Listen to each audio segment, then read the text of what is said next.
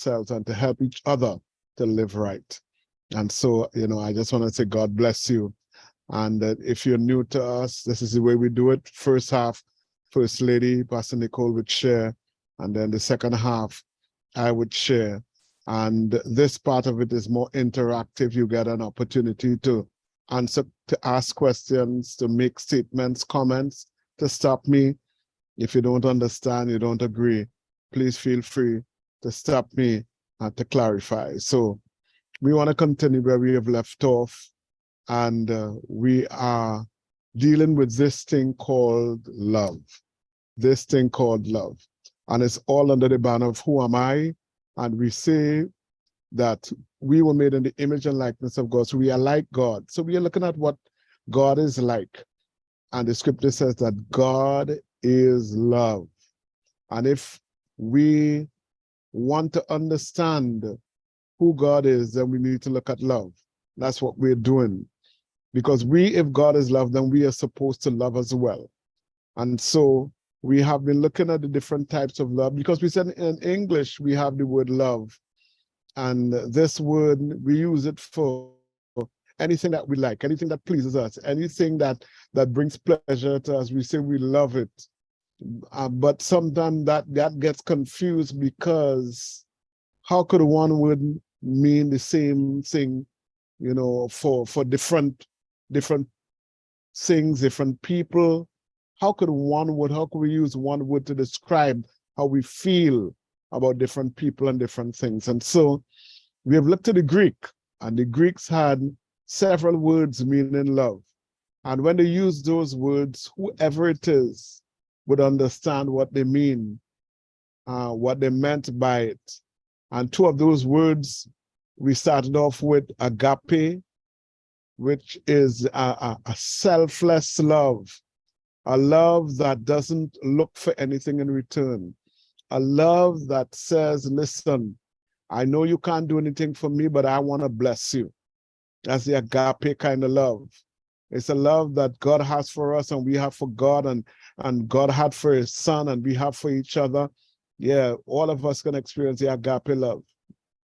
Then we look at philia, which is a brotherly kind of love, the love that we feel for one another as good friends, as brothers and sisters. We feel that kind of love, philia. But we also said that in the Greek, there are other types of love, or other ways of expressing love. And the third one we looked at was pragma, which is a committed, long-lasting, enduring love.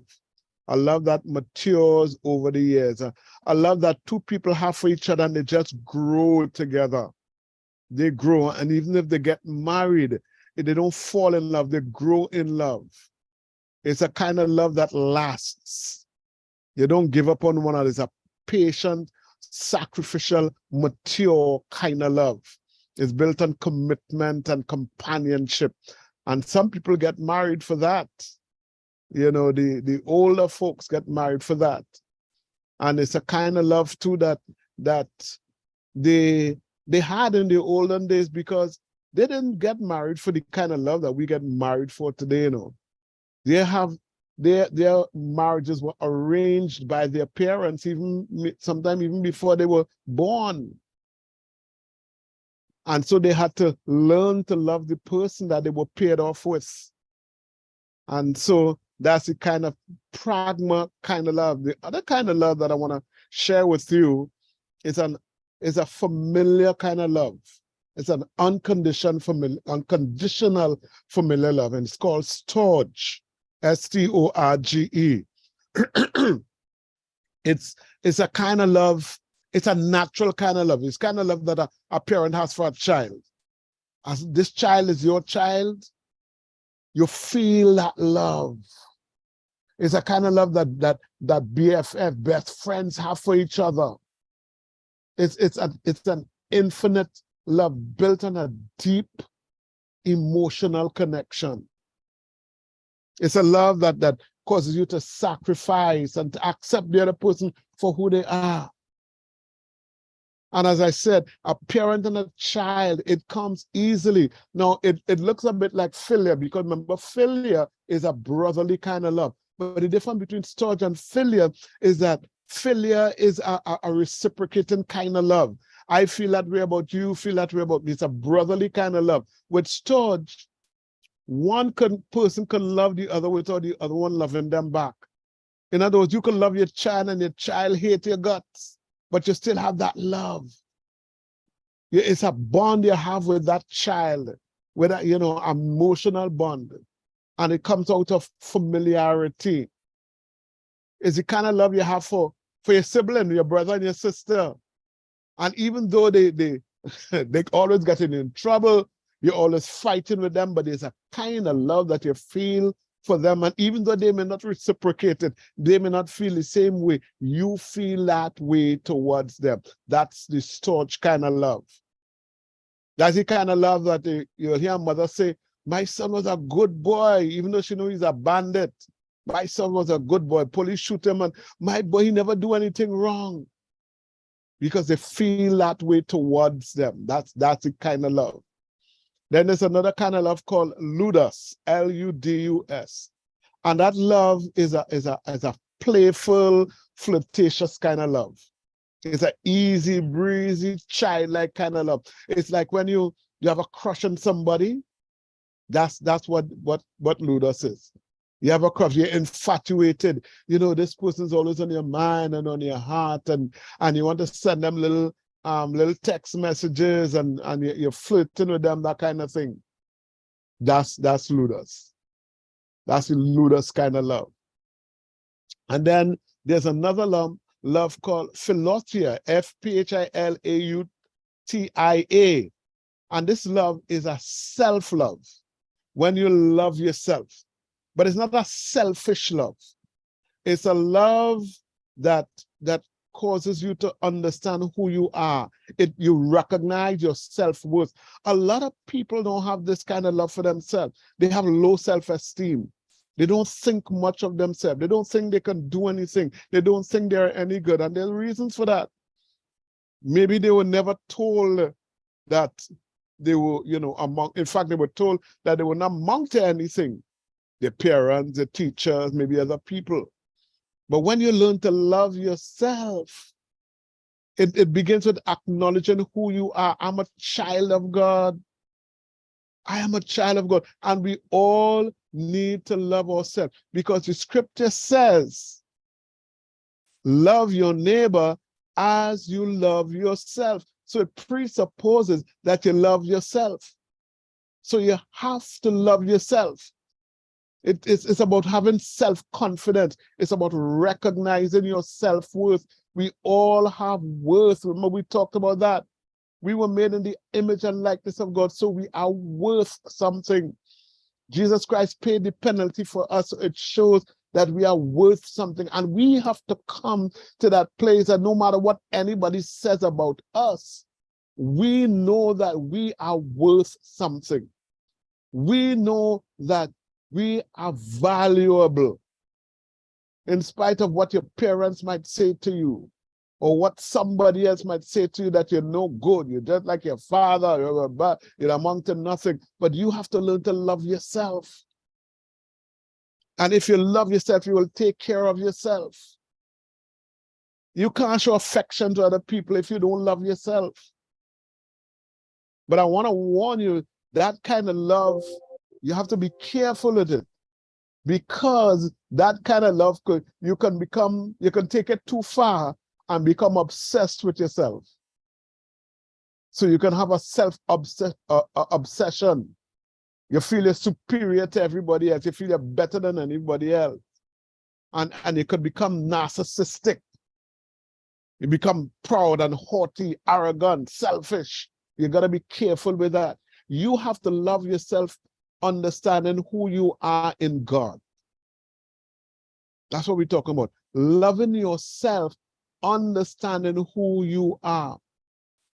But there are so many people, including believers, who don't think highly of themselves at all. They don't think anything of themselves. We're not talking about thinking more highly than you ought to think. We're talking about thinking of yourself as who you are. I am good. I am loved. I might be in a wheelchair. I might be lying on a bed. I might not be able to move, but I am special. God made me. So I have got to love myself. When I look in the mirror, I must see somebody that I'm pleased with. And I must strive to get better and better.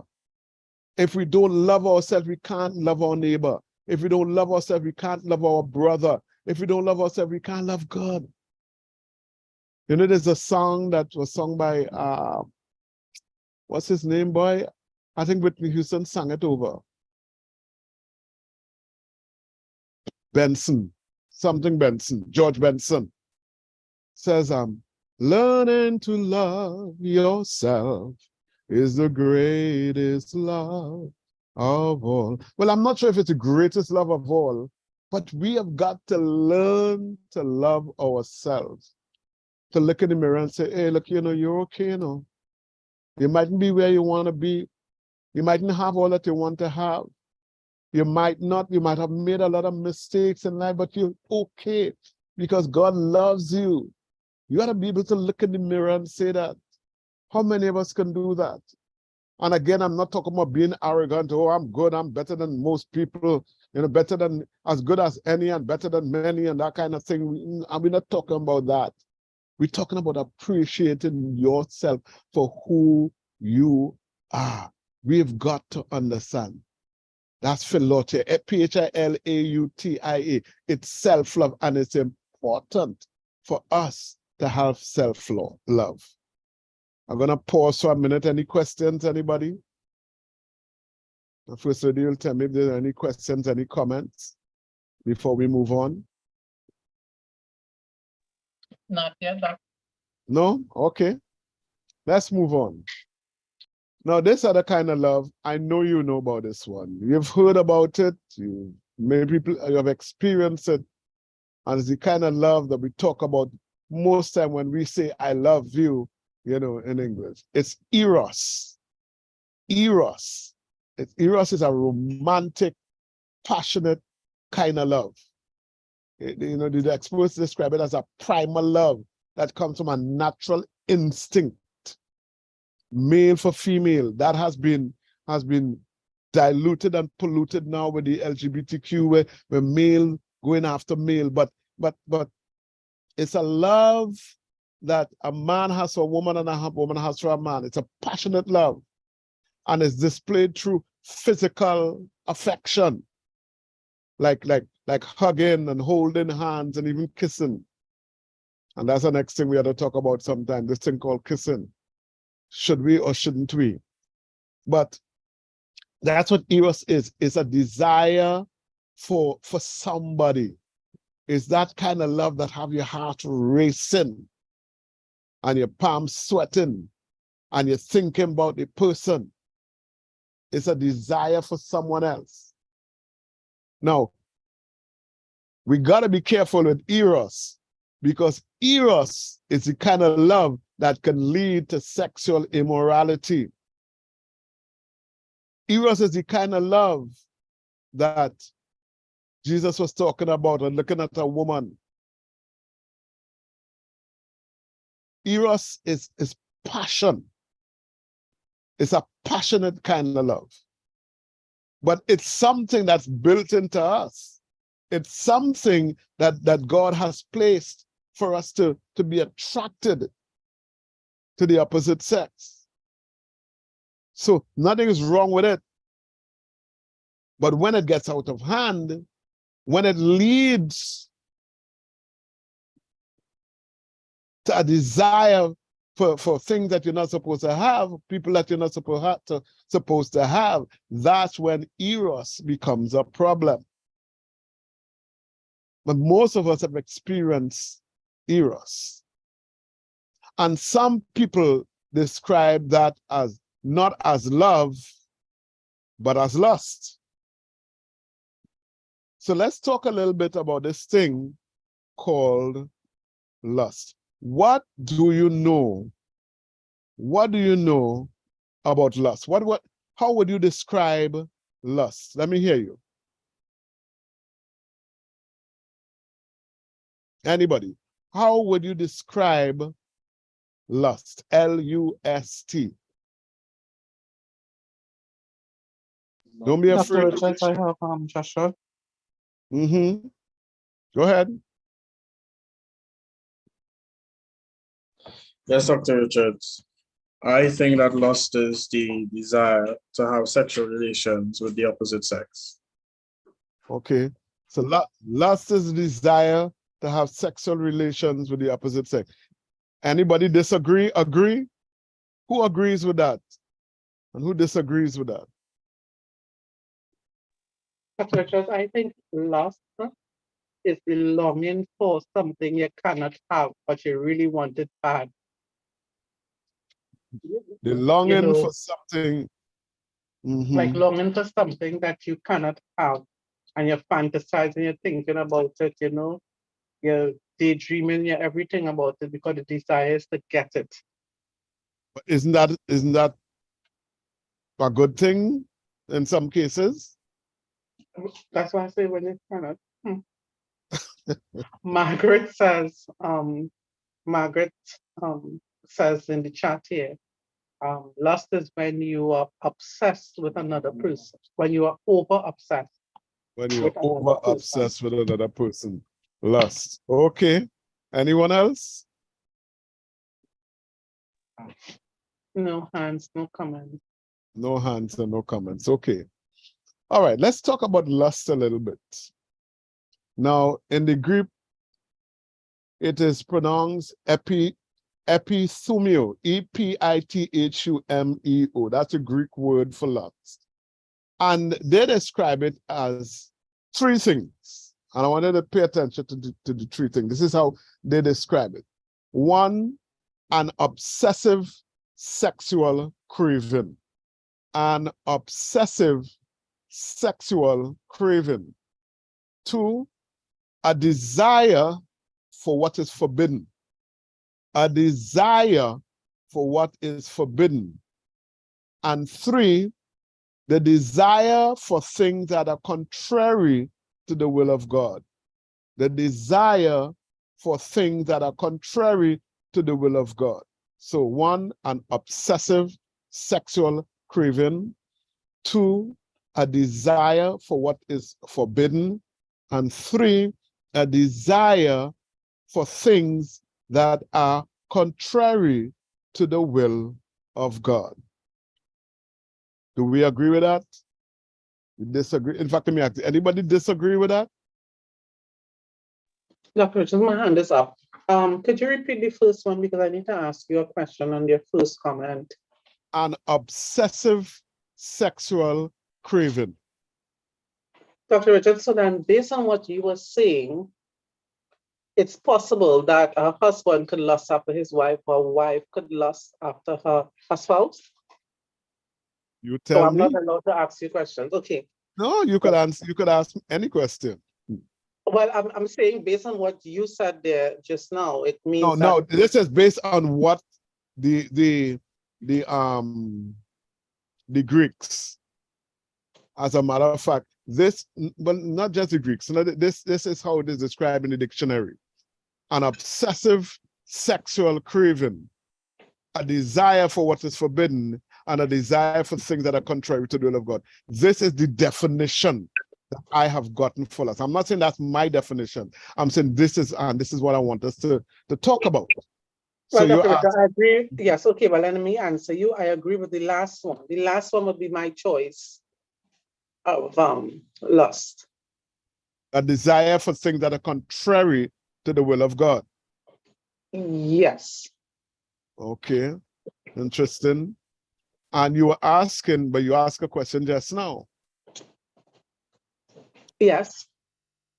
So based on based on what you just read there, my question is, I'm saying based on that, a husband could lust after his wife and a wife could lust after her husband then. Well, if you are saying that, my question is that a good thing or a bad thing? If a husband can lust after his wife and a wife could lust after a husband, is that wrong? Is that a sin? Is that a desire for something that is contrary to the will of God? Is that a desire for something that is forbidden? I want to hear people's response. Let's talk about it a little. I'll answer it and then I'll leave for Galaxy 812 says no. And Mitzi's hand is up, but Dr. Jai will say this to answer your question, right? Mhm. If that is, saying that maybe it's not if it's a bad thing, I want to say yes, it's a bad thing for a husband to lust after his wife and a wife could lust after her husband, because you wouldn't drink water 24/7, will you? Mitzi? So you're saying that lusting is like drinking water, like I'm about to do 24/7. No, water is good for you, Dr. Richards, but you wouldn't drink it 24/7, huh, Mitzi? Yes, Mitzi. Good night, everyone. I think I don't think that's contrary, right, to the word of God, because remember, a husband and wife, they are legal in the eyes of God, right? So in my opinion, that's my opinion. There's nothing wrong with lusting after your husband and nothing wrong with lusting after your wife, because you're supposed to, you don't go out there and lust after other people, because God already placed the person for you. So there's nothing wrong with wanting your craving your husband, or nothing wrong with you craving your wife more than usual. Then God placed that desire in your heart for both of each other so that you can keep the marriage bed pure. And that is my opinion. Thank you for your opinion. Anyone else? Yes, we have two hands up, but Dr. Richards, Mitzi says nothing is wrong with craving them more than usual. And that's what I'm saying. If it's more than usual, then you're lusting. And then we come back to that. So we have. But my question to you would be, what is usual? If it's more than usual, what is usual and what is more than usual? So we'll come back to you with that. Let's hear the others. Okay. Elder Mary and Yene in that order. Mm-hmm. Good night, good night. Dr. Richards, my view is that yes, lusting after a wife and a wife lusting after her husband could be contrary to God's will, because when God ordained marriages, he said the marriage bed is ordained, or I forget the word, but it's ordained by God, right? But these days, I'm talking about in these days now, where wives and even husbands go and look at pornography, because you could go and watch pornography and the things that you're not accustomed to demanding of your wife, and you're watching these things and you're not accustomed to that, and you're lusting for these things, and you know that it is not of God. Because some of these things, I never watch pornography. I don't never believed in them things, but it can happen. It comes in the same way, like as they say, a husband can rape his wife. Because if she is not willing at the time and he takes it forcibly, they say it is rape. So it comes to me in the same thing. It comes like lusting, because after watching these different things, and you want to demand it, and you're envisioning your wife doing these things and asking her to do things, or your husband to do things that they're not accustomed to, and it is against God's principle. That is a sin to me. This is how I look at it. I could be wrong, but this is my view on it. Let me just ask you a question then. So suppose I don't watch pornography, but I still have those kind of desires for my wife. Is that wrong? Is that lusting, and is that lusting wrong? Because yes, you say you use the pornography and it stimulates you. That's great. But some people don't even need porn to do that.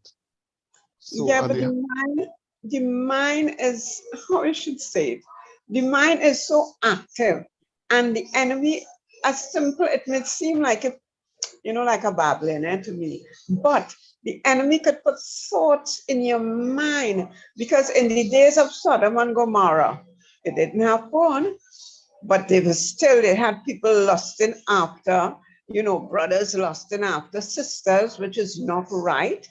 With it's David's daughter, one of the in the Bible story, the son that lusted after his sister is Hagar.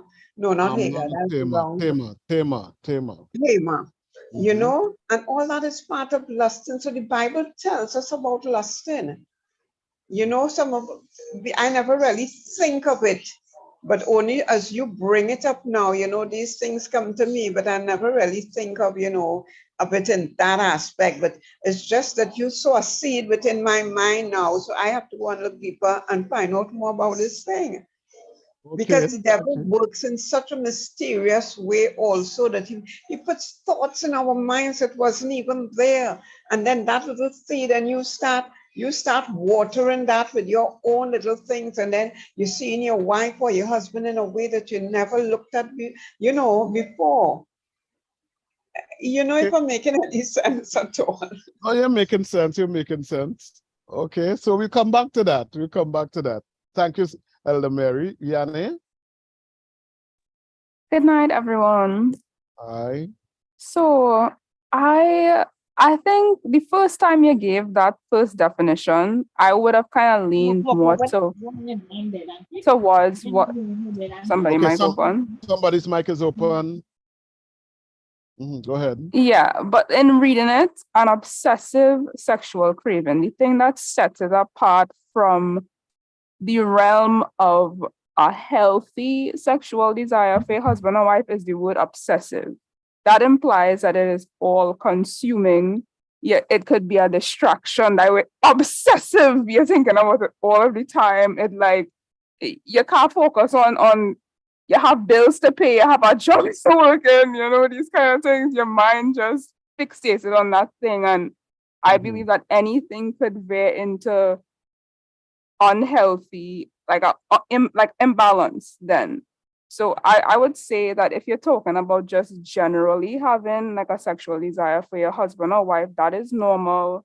I kind of feel like people would, I feel like people are taking it as you saying that you can't have like, you can't have that healthy desire then. But I think it's really the word obsessive that is giving you the indication that this is beyond the realm of what God has for you. This is where you will start to take it too far. Okay. Thank you, Yanni. Anyone else? Yes, Dr. Richards, I have Sister Debbie and Sister Viola. Good night, peace and grace. Professor, my own is was questions, right? So I want to know that well, I know a lot of us may be shy to really come out and say what we want to say, right? But not me. So I might ask a question is that if you have some ideas in your head, of course, you know, to stimulate or to, you know, put the icing on the cake in your marriage then, right? And I mean, with some people though, as Sister Mary say, some of us don't have to watch movies. Some of us just have it natural, you know what I mean, natural. We don't have to go for that extended, you know, stuff now. And we just normally have it, right? And is that lusting also? Is that going above and beyond what's supposed to happen in the bedroom? If you're creative in your bedroom with your spouse? You're asking me. Sir? Sorry, my earpiece came out, so I wasn't sure. Okay, so you're asking if it is wrong to spice up your sex life? Is that the question you're asking? I'm asking, not a matter if it is wrong, you know, I don't think it's wrong with that, but I'm talking about, you know, the little come up with the, you know, the creativity, like the gymnastic and, you know, and these kind of things that, you know, when your husband have a nice session with you, he goes to work. Yes, he's doing his work. He can send you a little text, hey babes, you know, what's now, you know, that gymnastic we did last night, you know, you could think about, you know, like that in that way then. Is something wrong with that? Absolutely not. As a matter of fact, that is to be encouraged. As a matter of fact, that is to be encouraged. A husband and a wife You know, the young people call it now sexting. You're sexting one another, sending little texts and little thing, reminders of what we did, and there's nothing wrong with that. Now, anything, let me just say this, and I want us to be clear on this. For a married couple, if you are going to do anything adventurous, let me put it that way, it must be agreed on by both parties. It can't be that one person say, hey, you know what, I want to try this, and the other person says, no, I can't, I'm not able with that. You don't force them to do it, okay? Both parties must be willing, must be ready and willing to, whatever it is, to, I would say, spice up their marriage. Because one of the issues that we have had in Christianity over the years is that men especially say that, you know, the wife boring. Boring, she's not, let's see what I'm looking for, not aggressive, but she's not adventurous. She doesn't want to try new things. No, of course you have to be careful when you're trying new things, what you're trying and all that. But I'm saying that what happens in your bedroom between both of you must be agreed on by both of you, not by one trying to be adventurous and the other one just giving in, or you're forcing the other one to do that. So if both of you want to, whatever you want to do and you want to talk about it after and remind each other about it, all that's part of living, all that's part of your life, your love life, your sex life. All of that is a part of it. And listen, God has made sex to be enjoyed. God has made it that way for procreation and for enjoyment. And you can't just have it for procreation alone. It must be enjoyed as well by both parties. Okay, we could get deeper into that another time because there are reasons why people don't enjoy sex, both male and female. But I don't want to get deep into that right now. We could have sessions concerning that. What we're trying to talk about right now is lust, this thing called lust, the obsessive sexual craving. And again, this is their dictionary. That was the dictionary definition. I am not saying that is my definition. This is the dictionary definition: an obsessive sexual craving, a desire for what is forbidden, and a desire for things that are contrary to the will of God. Okay? Anyone else? Yes, Dr. Richards, we have Viola hands up. Viola. Pleasant good night to everyone. Good evening. Well, Dr. Richard, I think that it could lead to sin, to the loss between a husband and wife. That could lead to sin because, why I say this, sometimes God will be speaking to either party. You know, God might tell you to, let me say, to fast for about a week or 2 weeks. And that fasting might include no meat, not having sex, you know, not having intimate dealings with husband or wife. But either party might not be understanding of that. And I think that could lead to lust and sin towards God. This is just my take on it. Okay, and I'm trying to understand. So you're saying that if they're fasting and they're not having sexual relation, that can lead to lust. What I'm saying, like sometimes God will be talking to you, right? Mm-hmm. You know, God might be telling you some things. Well, you might be going through some things then. Let me put it this way. And in going through that things, God might tell you, well, you know, you need to go down to fast and pray. But in that fast and pray, you might not be having sexual relations with your partner during that time. Or you might not be eating fresh meat and whatever. But either party might not be understanding of that. You know, all they're seeing is they just want to do their thing. But you know what God is telling you. And in you telling them, they might not be that understanding of what you're going through. I don't know if you understand what I'm trying to say. I understand what you're saying, but is that So my question is that desire lust? If your husband desires you even while you are fasting, you are saying that that is lust? I think it could lead to that because, I mean, if you're fasting and you're abstaining from sex for a while, but your husband might not understand, or your wife might not understand, you know, you're going through this sort of phase between you and God. And I don't think it is appropriate to have sex, or let me say you're fasting and you're going through a fast, no flesh. I think that could be, it could have a little problem there between you and God. I don't know, I could be wrong, but that's just my take on it. Okay. So what I'm getting from you is that you're fasting, and yeah, when you're fasting, you should abstain from sexual relation. The scripture talks about that. All right. So Yeah. you're abstaining from sexual relation, and you're saying that because you have that desire during that time, that is lust. I'm trying to understand if that is what you're saying, because desire don't go away, no. Desire don't go away just like that, especially if your spouse is not a believer. And even for believers, it's a challenge sometimes during fasting. It's a challenge. Yeah, that is what I'm trying to put Right. across, really. So it is a challenge, but that doesn't make it lust. Okay. Okay. Not the kind of lust that we're talking about, but we'll come to that, and I think you might be able to answer that question for yourself as we continue along this journey. Okay. Anyone else? No one else? Elder Sheldon. Elder Sheldon.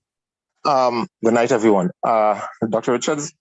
Mm-hmm. The first one that you said, it's an obsessive what? An obsessive sexual craving. All right. I just wanted to chime in there a little bit. I think Yanni was basically going on the same part that I was thinking on. In the sense that once it starts to border on addiction, right? And in the sense that, yes, there is nothing wrong with desiring your partner, desiring your spouse. There's absolutely nothing wrong with that. But when it starts to border on an addiction, in the sense that when you're supposed to be focusing on God, you're focusing on that. It starts to become a distraction.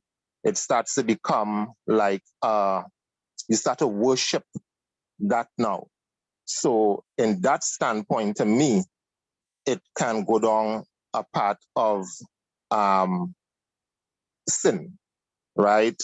Because yes, and I do understand that God created sex and for the in the institution of marriage, and we understand that. But at the end of the day, he did not create sex for us to basically have sex and not understand the reason why he had sex and why he made sex, and going after the created and not the creator. Right? So we're giving more emphasis on the created and not the creator. But when I think once it starts to border on an addiction where you could be, let's say you're in church, and I've heard people talk about this, right? You're in church and somebody said they just watch the spouse and you know that feeling come over them, right?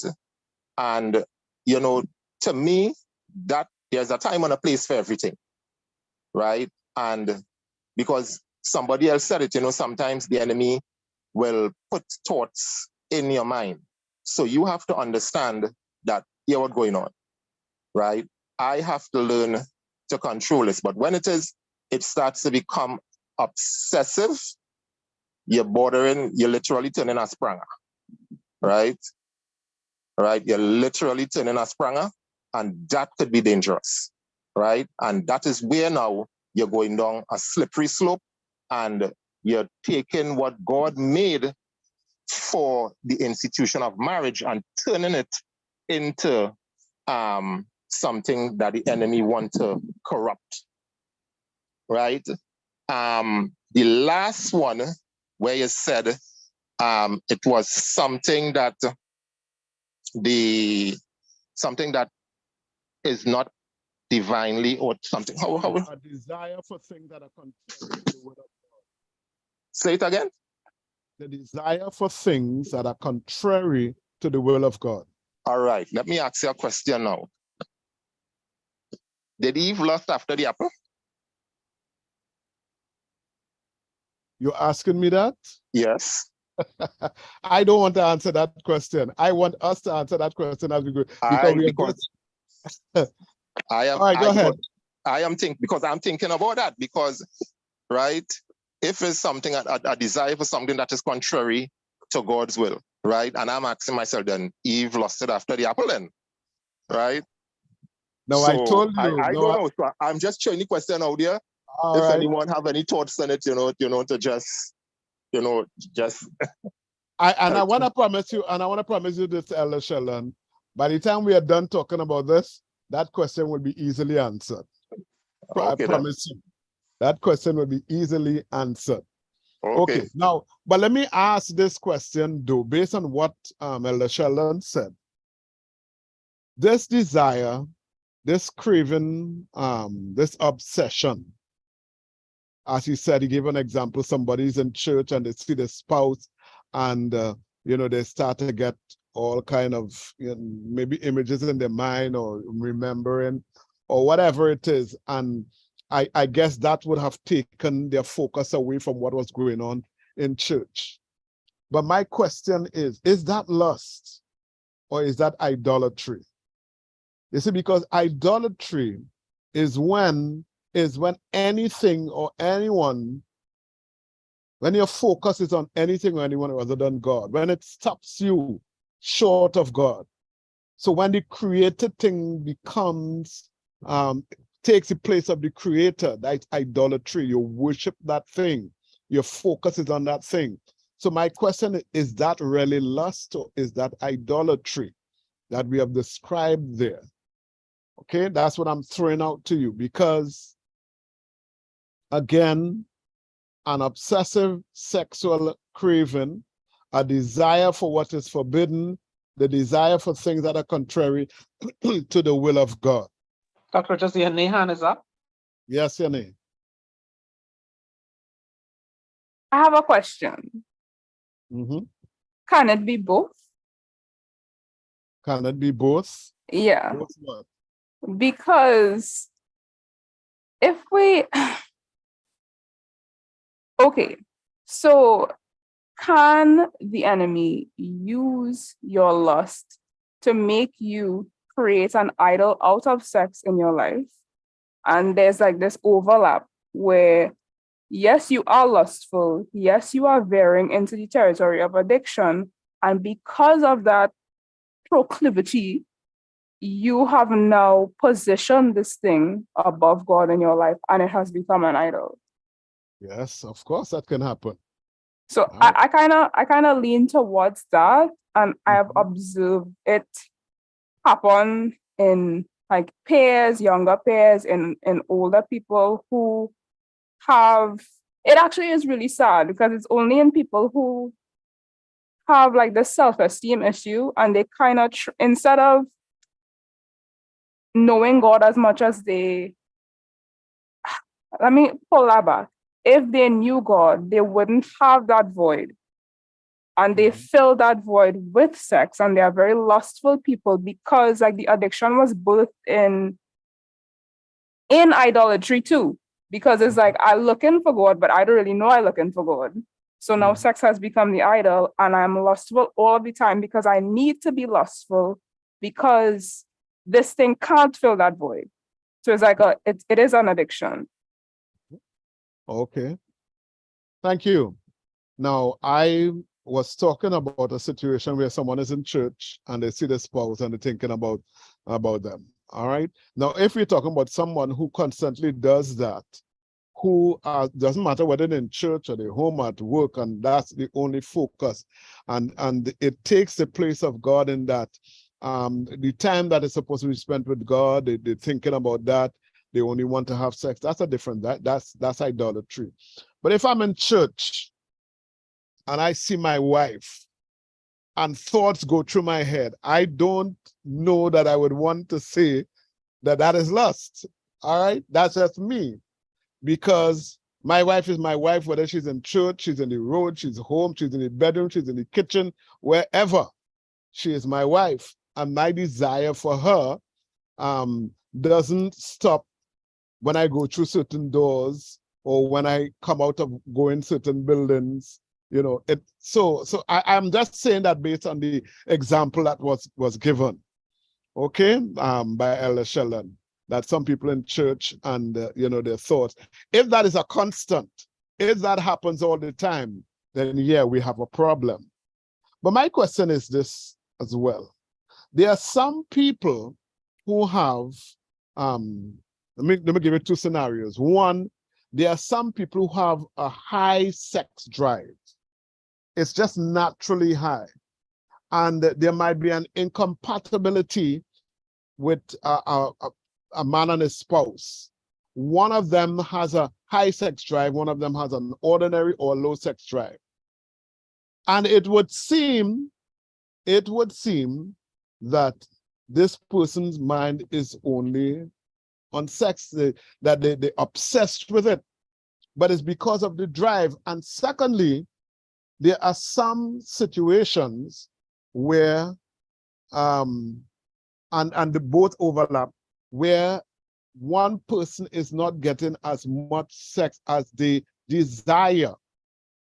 And it's usually demand, because men have basically has a higher sex drive than women. The desire for sex in men is greater than women. That's generally, not in all cases. That's generally. And we have heard, and you know, many times people have said it. I've heard people say it. I've heard people say it to me. The woman said, "That's the only thing on your mind. That's the only thing on your mind. All you want is sex." And as far as she's concerned, he's obsessed with this thing. And as far as she's concerned, I'm not getting enough. That's why it's always on my mind, because, you know, I'm not getting enough. Is that, in your opinion, lusting?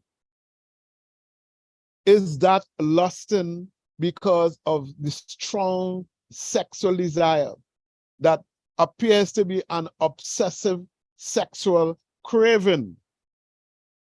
What say you? Because there are situations like that where it is just that either because of a strong sex drive or because of the situation in the marriage, you just don't feel that, listen, this is not, once a week is not enough, once every 2 weeks is not enough, twice a week is not enough, you know, and whatever it is, I'm just calling figures here. So, and I'm using the man because it's usually the man who says it is not enough. And the woman says, "But you want to kill me?" Is that an obsessive sexual craving? Is that lust? Talk to me, somebody. We have a few more minutes. We haven't even gotten into what I wanted to get into tonight, but let's talk. Elder Ruth says, Doc, it's not lusting. Thank you, Elder Ruth. Anyone else?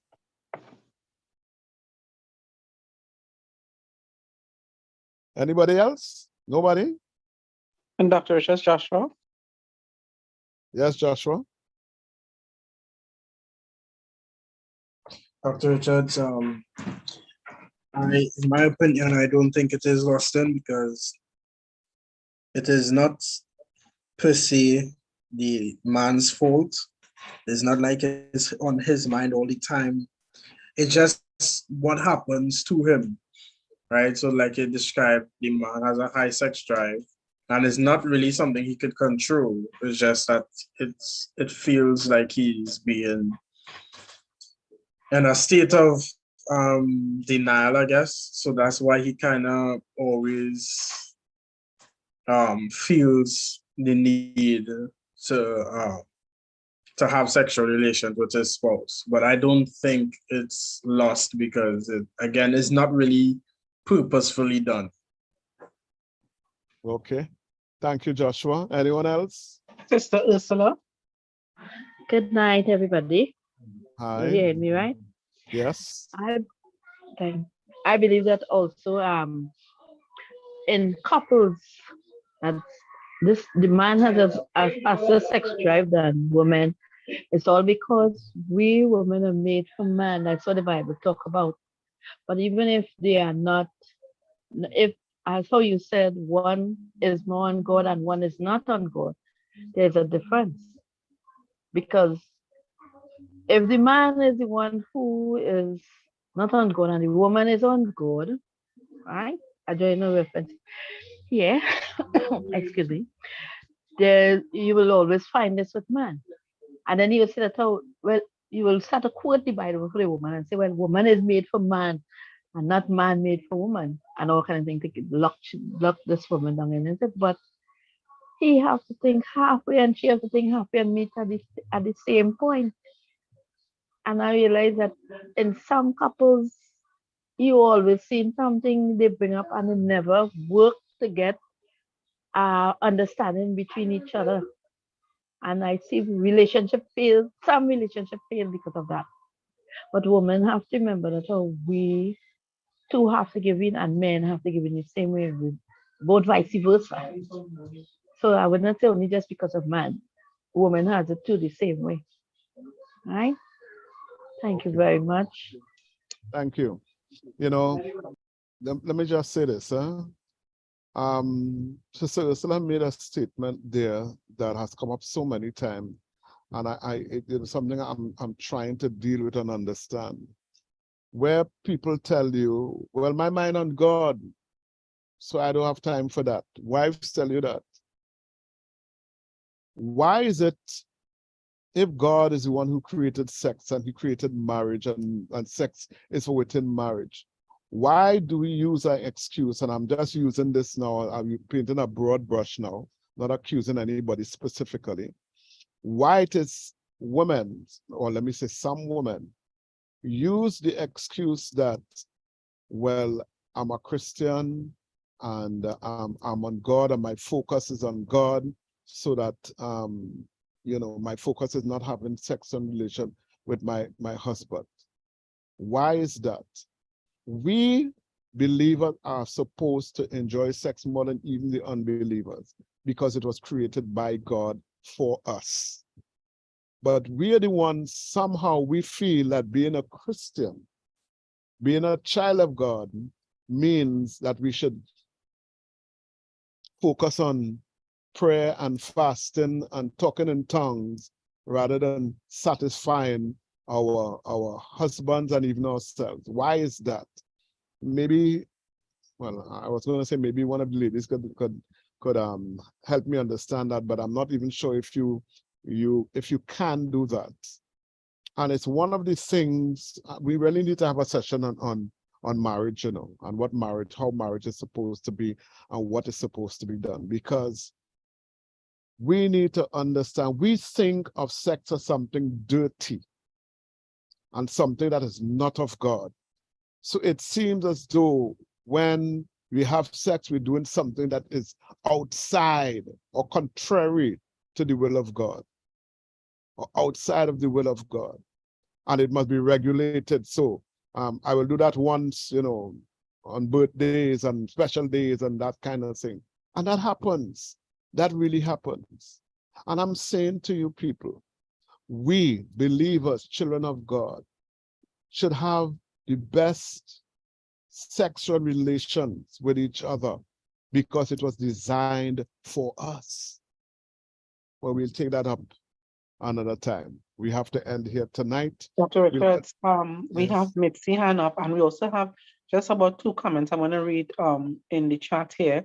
Go ahead. Viola said it's not lust, that's just human nature. It's a normal thing.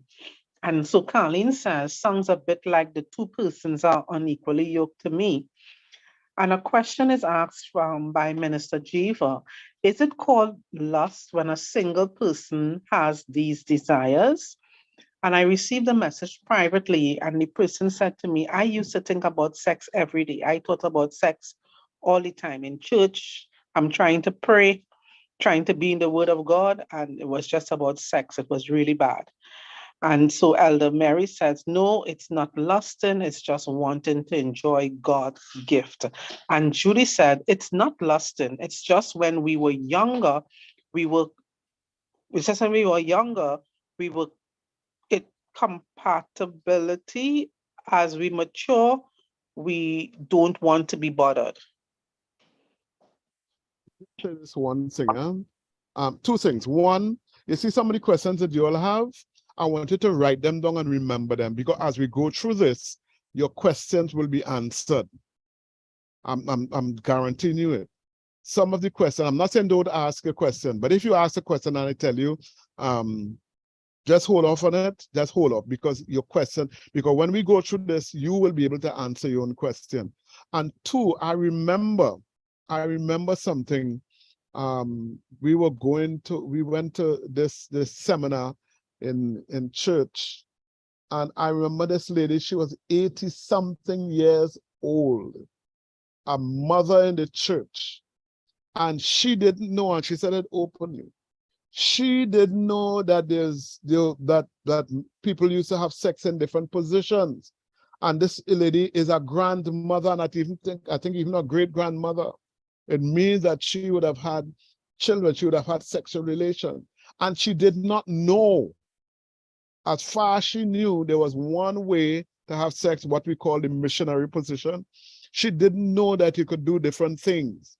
She was clueless, and she was 80-something years old at the time. That's a few years ago. And that's what I'm saying. Believers, some believers are taught that sex is a nasty, dirty thing and should only be done at particular times and a particular place and a particular way. We have dirtied sex. We have made it into what God didn't intend it to be. And that's some of the things that we're going to talk about. And we're going to come back to this thing called luster, because by the time we're done here, I'm sure you're going to have a different perspective on this thing called lust. I'm positive about that. There's somebody had a question, you said, quickly? Somebody said, Pastor Nicole had a question? Let's see. Yes, it's me. Yes, my question is, right? Okay. Say for instance, okay, you a couple, you're out there and you know you meet each other, born again believer, you meet each other and all you're doing things that you're not supposed to do, right, as a Christian. But when you get married, no, it's like you're colder than ice. You're just living like brothers and sisters. You don't do what you're supposed to do because you get the license to do it now, because that's, I mean, not really license, you are entitled now, right, to have sex on whichever time, whether 5, 6, 7 times for the day. I'm just showing that out there. But as you get married, you get cool, you're just living like brothers and sisters. You don't touch each other, you don't do nothing. So what is the purpose, right, of getting married then? I mean, married is to procreate, right? Right. And part of that, you have to enjoy the sex life because God made that, right, for us to enjoy it. And you get privilege when you are married. There's no holding back when you're married, right? But when you're out there, you're doing it and you're not licensed, you're doing it. But when you're married, no, you're living like brothers and sisters. And that is what I cannot understand. You're not supposed to be cold, you're supposed to be hotter than hot, because now you are privileged, now you are licensed, you're not committing any sin, right? You're not, unless you're watching porn, right?